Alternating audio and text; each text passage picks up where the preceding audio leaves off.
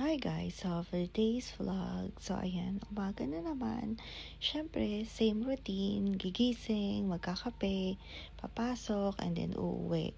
Pero ayan, tingnan nyo si Sky na antok pa. Pero pag sinabi mong aalis na, bigla yan tatayo. So ayan, yan na nga ba sinasabi ko.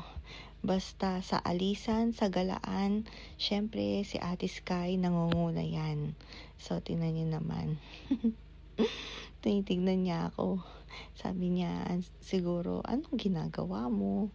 Kasama naman ako talaga lagi. So, ayan, si G-Style mukhang inaantok pa. So, tinatanong niya ako kung gusto kong dumaan sa Starbucks or sa McDonald's para kumuha ng kape. Pero sabi ko, nakapagkape na ako. Pero siguro bukas na lang ulit. So, ayan. Tingnan nyo naman, may ginagawa sila dito. Actually, yung katapat na homes, may ginagawa silang building. So, hindi ko alam kung anong gagawin nila dito. Dati, pachinko yan. So, ayan. Natapos na naman ang aking 8 to 9 hours na work. So, uuwi na tayo. So, dito sa Japan ngayon, guys, nag-start na talagang lumamig.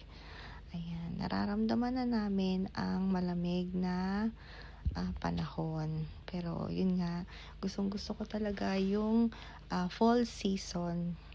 Ayan, dahil hindi siya ganun kalamig at hindi rin siya ganun ka-init. Ayan, so tama lang yung panahon.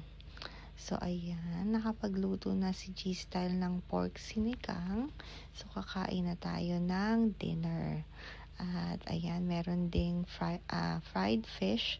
I think galunggong to, guys. Ano sa tingin niyo? Comment down below.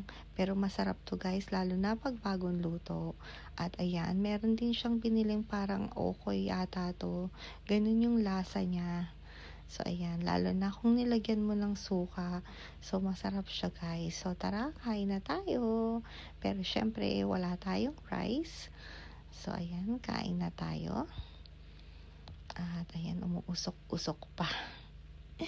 Umuusok-usok pa. At yan, kumain na rin sila G-Style at si Kuya Jiro. Ayan.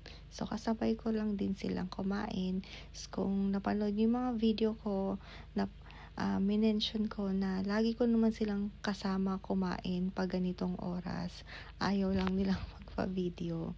Pero ayan, tinan nyo naman. Dire-diretso yung subo ko dahil nga talagang gutom na rin at masarap yung pagkain. Ayan. Syempre, luto ni G-Style talagang masarap yan. Hindi pwedeng hindi. So, ayan. So, comment down below kung paborito nyo rin tong pork sinigang. Ayan. And then, si Ate Sky nag-aantay na. Ayan. So, maya-maya matutulog na rin kami. Alright, guys. Thank you guys for watching. See you guys next time. Bye, guys.